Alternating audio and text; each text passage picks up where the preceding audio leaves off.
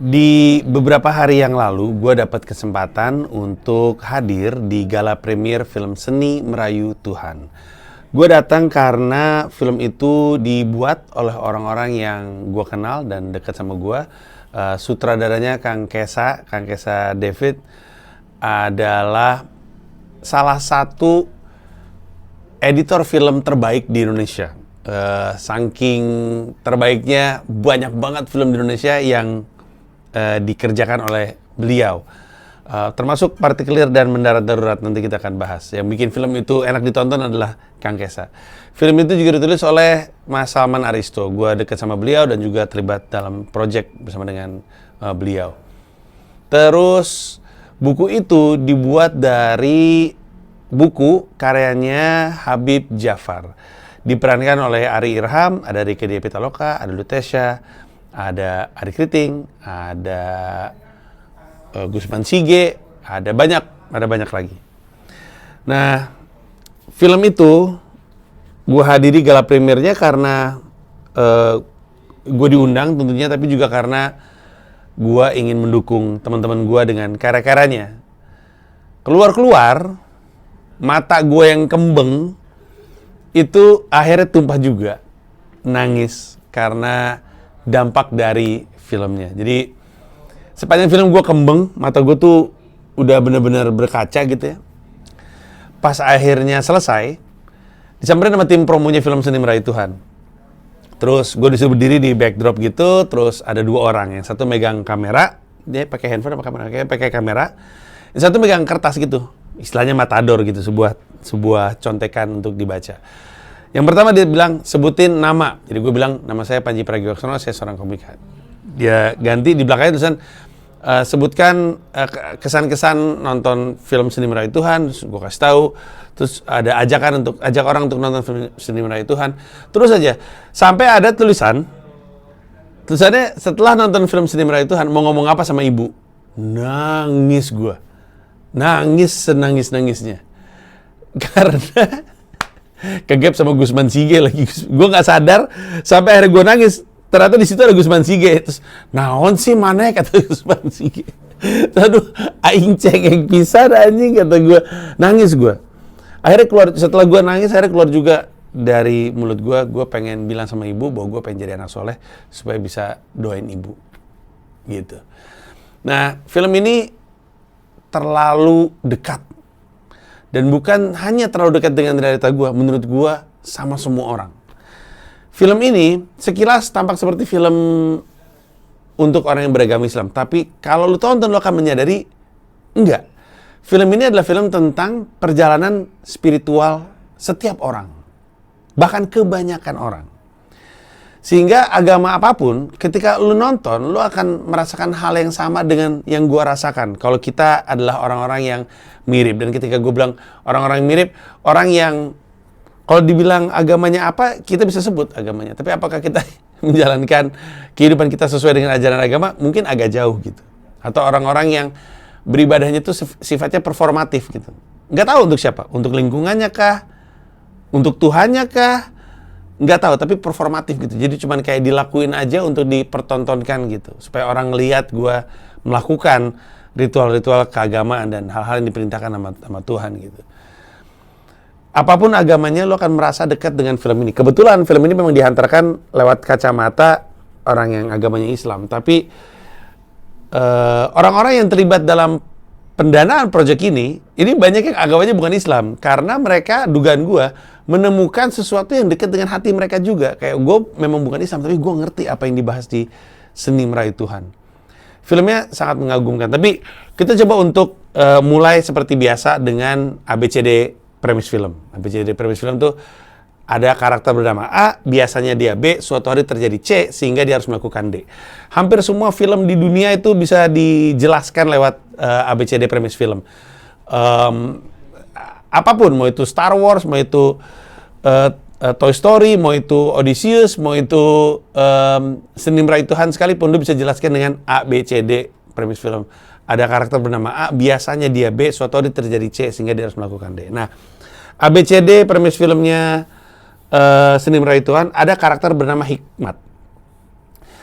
Hikmat ini biasanya hidup bersama dengan ibunya. Bapaknya udah meninggal duluan, dia hidup bersama dengan ibunya. Ibunya juga dari awal udah kelihatan kurang fit gitu ya. Dan dalam kesehariannya, Hikmat itu selalu diingetin sama Tuhan, sama ibunya. Klasik ibu ngingetin anaknya sholat, jangan lupa sholat, ini Jumatan. Dia ngingetin pacarnya, gue lupa nama pacarnya siapa, tolong kasih tahu dong sama Hikmat untuk sholat gitu. Klasik. Hikmatnya sendiri juga klasik sekali ketika diajak, ayo Jumatan, udah pernah gitu. Itu aja, itu kan sebuah jawaban yang sering banget kita dengar di kehidupan kita gitu. Jadi dia menjalani kehidupan sehari-hari sebagai editor, ini menarik sekali karena kakek saya juga editor. Sebagai editor, konten kreator.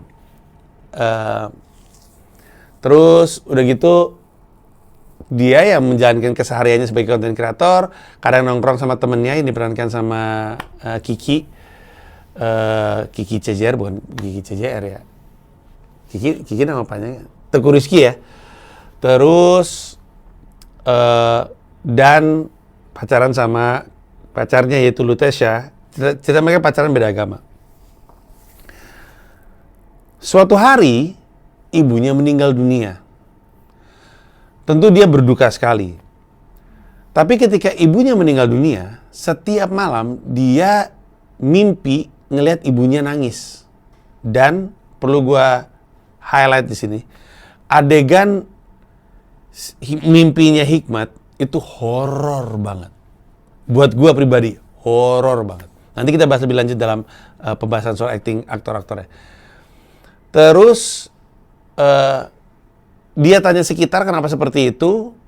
Terus kasih tahu yang bisa membuat almarhumah tenang adalah doa dari anak yang soleh. Nah, dia nggak merasa soleh, sehingga mulailah dia perjalanan untuk menjadi soleh. Gitu ya. Jadi, ada anak bernama Hikmat, biasanya dia hidup, ya, Islam KTP, diingetin sama ibunya untuk sholat. Suatu hari ibunya meninggal. Setelah ibunya meninggal, ibunya muncul mulu dalam mimpinya si Hikmat. Dan di mimpinya tuh dia nangis, kayak disiksa gitu. Terus pas dia tanya, kenapa seperti ini? Biar tenang, mesti didoain sama doa anak yang soleh, dia nggak ngerasa soleh, dia mulailah perjalanan untuk menjadi soleh. Dan perjalanan itu melewati berbagai macam proses lah. Itu kurang lebih premisnya. Gua mau jelasin sedikit bahwa kemungkinan besar ini agak mild spoiler ya. Jadi kalau misalkan lu tipikal yang nggak mau terganggu sama sekali, segitu cukup menurut gua untuk menjelaskan. Tapi untuk membuat lu bergerak untuk nonton film. Tapi gua akan coba jelasin beberapa hal lagi. Pas mau masuk poin spoiler, gua akan kasih peringatan biar lu bisa stop dulu atau bisa lu skip. Oke. Sekilas kalau ditanya, Ji itu film tentang apa? Gua akan bilang film itu adalah tentang anak yang ingin soleh supaya ibunya tenang di alam barzah. Tapi sebenarnya filmnya nggak sesederhana itu. Itu juga film tentang orang yang nggak dekat sama agamanya. Dan itu juga dekat sama gua. Gua itu di minggu ketika gua diundang ke Gala Premier Seni Merayu Tuhan, sepanjang minggu, dari beberapa hari sebelumnya, itu tuh gua lagi merasakan sesuatu. Orang kan tahu ya, gua bukan orang paling soleh di Indonesia. Tapi gue lagi melakukan perjalanan untuk putar balik ke jalan yang lurus. Makanya gue punya konten YouTube namanya Putbal. Putbal itu adalah perjalanan spiritual gue untuk mau kembali soleh. Untuk mau jadi orang baik. Dan gue bikin Putbal itu bentuk YouTube supaya harus gue akuin supaya gue ada alasan untuk duduk dengan seorang ustadz dan belajar. Karena kalau enggak, pasti nggak akan kejadian. Pasti nggak. Jangankan ketemu sama seorang ustadz untuk belajar agama. Jumatan aja bolong. Jangankan Jumatan. Sholat 5 waktu aja bolong. Sehingga gue mencoba untuk ngakalin kebutuhan duniawi disambungkan dengan kepentingan akhirat. Kebayang maksud gue? Jadi kayak gimana caranya kepentingan akhirat ini terbela ya? Oh, gue sambungin aja sama kebutuhan duniawi, yaitu bikin konten. Gue bikin tuh football berepisode-episode. Tapi berapa hari ini, gue tuh resah sekali. Kok gue nggak kunjung soleh? Kok gue nggak, mana rajin sholatnya? Mana berhenti minum khamernya? Mana mengikuti perintah Allah Subhanahu wa Ta'ala dan menjauhi larangannya? Mana itu semua aku nggak ada. Khawatir gue. Kenapa itu nggak terjadi sama gue? Di tengah-tengah gue lagi resah kayak gini, gue tonton Seni Merayu Tuhan, kembang mata gue liat, anjing ini mah gue ini. Ada satu momen, mild spoiler, ada satu momen di mana sebuah karakter nanya sama si Hikmat, gimana lu masih buru-buru mengejar Tuhan? Gue denger itu langsung tas. Anjir, apa iya gue buru-buru ya gitu. Karena karakter Hikmat itu terlalu dekat sama gue. Contoh, ada adegan di mana gimana caranya? Gue agak kesulitan menjelaskan film ini sebaik mungkin tanpa minimalnya tipis-tipis nge-spoil adegannya. Tapi gue coba untuk cerita aja, gue minta maaf kalau ini ternyata mengganggu kenikmatan nonton filmnya, tapi ada beberapa orang yang tambah senang dikasih kayak beginian. Jadi ada satu adegan, Hikmatnya itu terpaksa mesti mimpin sholat. Dan dia panik, karena dia jarang sholat, dia takut salah. Itu aja, keresahan yang deket banget sama gue. Gue waktu itu pernah ada di satu event,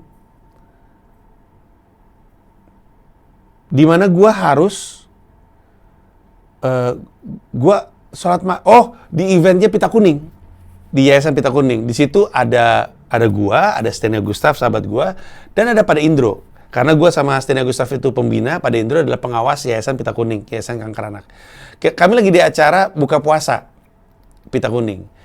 Terus setelah buka puasa, makan, Stenia sholat duluan, Stenia balik, terus Pada Indro bilang, "Ji, ayo kita sholat." Oh, suka berangkat sholat.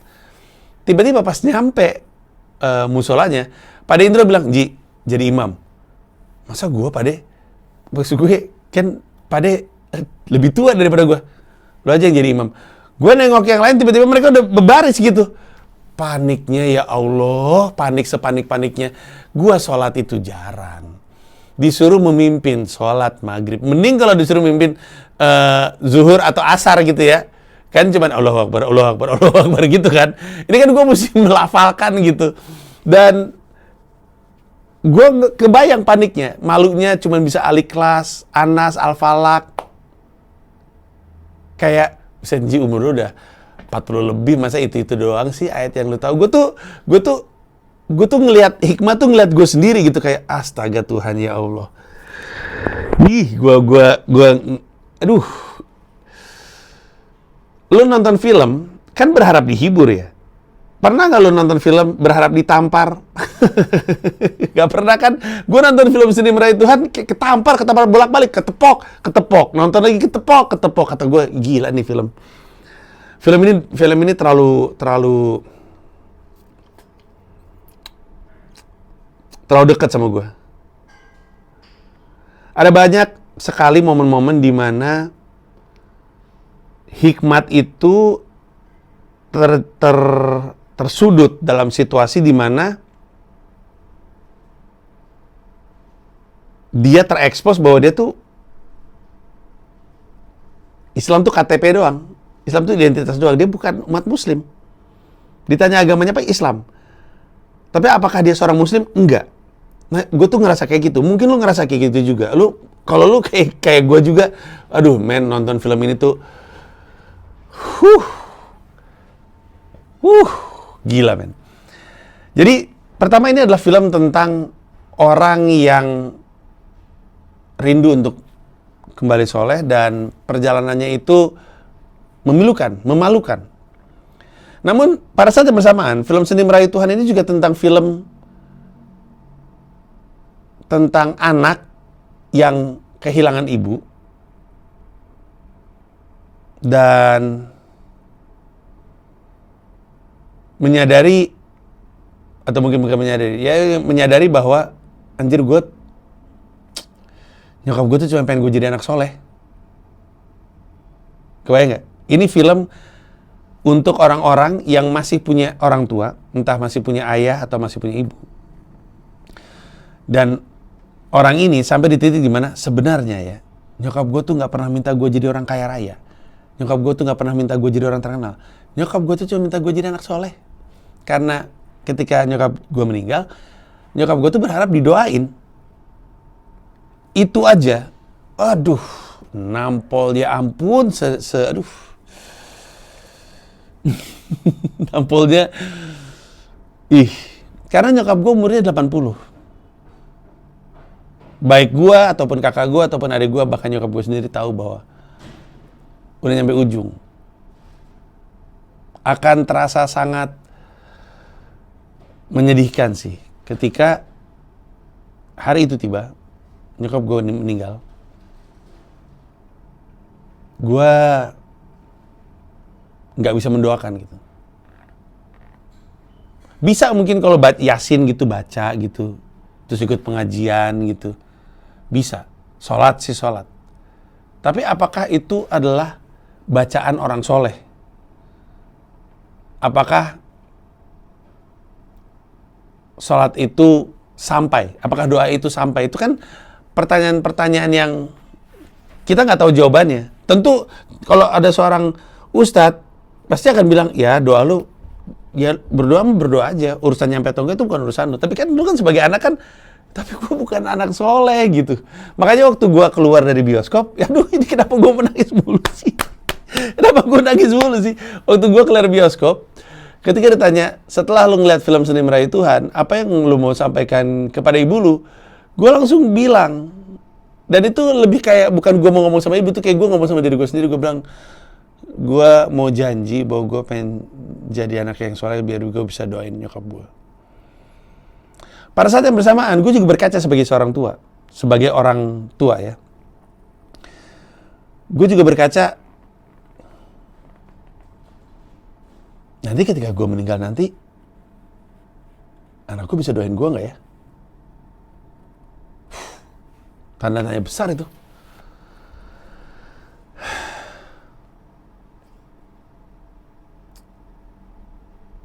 Gue tuh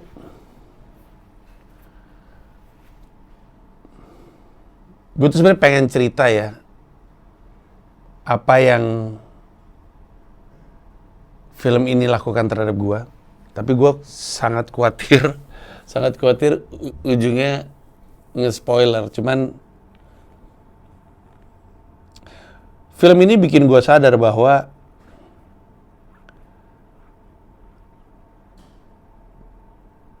gue dan banyak orang itu bisa aja tuh performatif gitu dalam menjalankan agama. Performatif itu kan berarti kan lu sholat karena pengen dilihat soleh gitu. Karena ada banyak bentuk performatif ya, kayak laki-laki bukain pintu untuk pasangannya atau bayarin dinner saat itu, traktir untuk nonton. Sifatnya itu performatif, pengen dilihat bahwa gue nih laki gitu. Tapi dia melakukan itu bukan untuk alasan yang benar gitu. Ada banyak bentuk performatif, termasuk performatif dalam agama gitu. Film itu bertanya-tanya, lu tuh sholat itu untuk siapa sebenarnya? Untuk orang sekitar lu, biar lu dianggap soleh? Atau untuk siapa? Untuk lu lagi bohongin siapa gitu? Lagi bohongin Tuhan lu. Maksud gue ketika lu sholat dan melakukan perintah agama termasuk puasa dan segala macam itu, lu tuh lagi ngapain gitu? Karena si Hikmat di film itu, kalau secara frasa yang lebih puitis, dia emang lagi merayu Tuhan. Ayo Tuhan, penuhi dong permintaan gua udah soleh loh gitu. Ada momen di film dimana si Hikmat itu nggak kunjung berhenti dihantui sama ibunya lewat mimpi, padahal dia udah sholat, udah dia pikir dia udah soleh lah, tapi itu nggak terjadi. Ya karena semua itu performatif gitu. Wah kacau men, gua rasa film ini akan banyak sekali menyentuh orang, terutama di Indonesia. Terlebih karena ada banyak aspek yang ada di film ini itu dilakukan dengan sangat-sangat baik. Kayak misalkan acting ya. Si Ari Irham itu punya kemampuan untuk relatable. Dia nggak kayak overly ganteng gitu sehingga kita kayak itu bukan gua. Tapi pada saat bersamaan dia juga nggak jelek. Dia charming gitu. Tapi di film itu dia relatable gitu. Kita bisa ngelihat semua orang di Indonesia tuh diwakilkan sama karakter Ari Irham ini dan dia menurut gue mengagumkan ya bagaimana untuk aktor yang relatif muda, bagaimana dia menggendong film tersebut dengan brilian, hebat ya. Ada momen-momen di mana kegusaran dia tuh nyentuh ke kita, nyampe ke kita, paniknya dia tuh nyampe ke kita. Dan hanya acting yang brilian sih yang bisa membuat kita ngerasain apa yang dia keluarin di sebuah layar gitu. Jadi kita ngelihat dia di balik layar, dia ngeliat sesuatu terus nyampe ke kita. Itu beda kalau misalnya lu nonton stand up ya. Kadang-kadang di atas panggung, kalau ada orang lagi stand up terus panik, kita ikut ngerasa panik, tapi mudah untuk kita ikutan ngerasa panik karena orang itu di depan kita. Lu kebayang gak sih bagaimana hebatnya seorang aktor, syutingnya entah berapa tahun yang atau berapa bulan yang lalu, dia ngelakuin sesuatu dan tembus nyampe ke titik saat ini ketika kita nonton gitu. Dan gue ngerasa,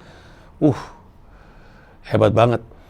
Yang juga aktingnya mengagumkan menurut gue adalah Rieke Diah Pitaloka. Kita lupa betapa hebatnya dia sebagai seorang aktor, karena dia udah jadi seorang politisi. Ketika dia jadi ibunya Hikmat ya, ibunya si Ari Irham, dia tuh lovable banget dan dia adalah jutaan ibu di Indonesia. Kayak lu ngelihat karakter yang dia mainkan, lu akan ngeliat ada ibu lu di situ. Kelakuannya kayak nyokap gue gitu. Dan nggak tahu ya,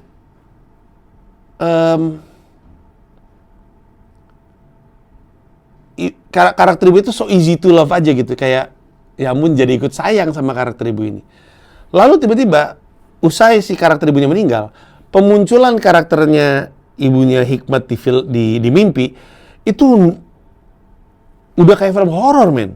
Bahkan lebih horor daripada film horor, gak bohong gue. Dan di situ gue ngelihat Rieke, buset keren banget aktingnya ini. Cara ngambil gambarnya, memperkuat acting Rieke yang kayak lagi tersiksa. Lu kebayang gak sih, lu tidur deh. Tiba-tiba di tidur lu mimpi ibu lu, nangis-nangis, teriak-teriak, ngejerit-ngejerit, kayak disiksa. Ih, ngeri banget, men. Ngeri banget dan, Rieke jago banget. Jago banget. Sampai akhirnya, jangan deh nanti spoiler, tapi sampai akhirnya, pada akhirnya, kita bisa ngelihat wajah ibunya lagi, seperti sedia kala gitu. Susah untuk cerita ini nggak spoiler men, susah banget. Gue bingung, gue minta maaf kalau misalnya jadi terspoiler ya. Maaf juga sama orang-orang di film yang si Panji mana jadi spoiler. Tapi gue suka banget filmnya. Suka banget gue filmnya. I feel like I want to talk about the movie all the time. Lutetia juga bagus banget. Terakhir kali gue nonton dia tuh di Cerita Lila. Di situ dia bagus banget. Di sini dia juga bagus banget. Dia mungkin nggak megang banyak peran dramatis dari film Seni Merayu Tuhan, tapi kehadiran dia di film itu penting sekali karena karakter Lutetia ini menarik. Dia kan beda agama ya sama si Hikmat, tapi dia tuh ada di posisi di mana gue nggak mau ganggu proses footballnya lu. Gue nggak seagama malu sih, tapi gue ikut seneng lah ngelihat lu kembali soleh gitu. Dan karakternya Lutetia itu mewakili orang-orang yang bukan hanya lagi jalanin hubungan beda agama, tapi orang-orang yang kita semua pernah ada di posisi ngelihat teman kita hijrah. Dan kita bukan tipikal yang ganggu banget sih jadi hijrah nih. Kan kita punya temennya yang hijrah terus gitu jadi nggak mau salaman sama yang bukan muhrim gitu. Kita kayak oh sorry gitu, kayak suka jadi nggak enak gitu. Dan ada orang-orang yang ganggu banget sih hijrah, kan ada yang kayak gitu ya. Tapi kan kebanyakan orang di Indonesia kan sebenarnya kayak karakter Lutetia. Jadi kayak dia ngelihat,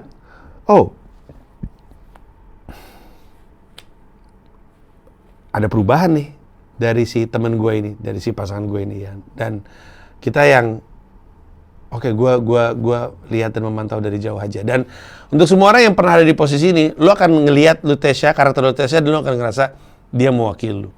Lutetia mainnya bagus banget. Kiki bahkan actingnya bagus banget. Teuku Rizky, menurut gue jarang sih nonton dia main film, tapi di film ini dia bagus banget. Dan lupakanlah soal dia jadi karakter temen yang happy, yang banyak nyindirnya. Pas drama mainnya bagus banget nih orang. Wah, gila dah, dari ujung ke ujung keren. Secara penceritaan juga bagus banget, tapi ya bukan hal mengejutkan karena Mas Salman Aristo, award winning writer kan. Cuman film itu tuh dari mungkin kurang dalam 15 menit kita udah lock in dan ke bawah terus. Jadi kita udah kayak duduk di atas perahu, udah kita udah nggak, there's no other choice, kita ke bawah aja sama filmnya terus aja. You're invested in the story, you wanna know how the story pans out, dan selalu ada momen yang membuat kita berpikir, mau dibawa kemana? Gue pikir udah agak dekat ujungnya gitu, dan engaging sekali ceritanya. Secara penyutradaraan, karena ini film pertamanya Kang Kesa, dan untuk film pertama menurut gua, itulah kenapa Kang Kesa juga adalah editor yang baik ya. Karena editor yang baik itu mesti ngerti cerita. Editor yang baik itu juga pencerita. Karena tentu dia bermodal naskah, tapi kan lu bayangin editor itu kan ditumpahin ratusan mungkin ribuan shot gitu. Untuk satu adegan ada satu scene butuh berapa shot, terus kadang-kadang diulang berapa take, terus semuanya ditumpahin ke seorang editor, dan editor ini mesti ngelihat puzzle pieces ini, terus ngelihat gambar utuhnya gitu ya. Oh, gambarnya kayak gini, ya udah gue coba jahit sampai jadi bagus, dan dia harus milih untuk scene yang ini gue ngambilnya shot yang ini aja, habis itu nanti gue jahit dengan shot yang ini untuk adegan yang ini. Itu semua keputusannya dia. Makanya tentu sutradara bisa ngarahin gitu ya, kayak misalnya kalau lu ingat film Mendarat Darurat yang juga diedit sama Kang Kesa, itu ada satu adegan di mana karakter Reza sama karakternya Luna split screen, terus kameranya maju. Tentu itu adalah arahan gua, dan Kang Kesa mencoba untuk menghantarkan visi yang ada di kepala gua lewat gambar. Tapi untuk yang lain-lain, dia banyak harus ngerti cerita, ngerti tempo cerita, ngerti arah cerita, ngerti inti dari adegan untuk kemudian bisa menghasilkan produk akhir yang bagus gitu. Dan Kang Kesa bukan cuman bagus sebagai seorang pencerita, dia hebat sebagai seorang pencerita. Makanya editannya bagus banget, saking bagusnya dia dicari mulu.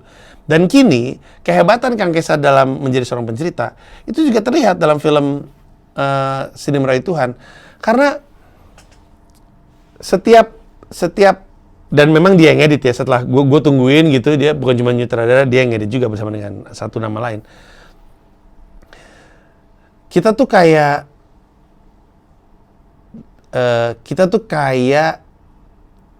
udah mah kita dibawa sama cerita, kita dibawa sama pengadeganan yang bagus banget dilakukan oleh Kang Kesa.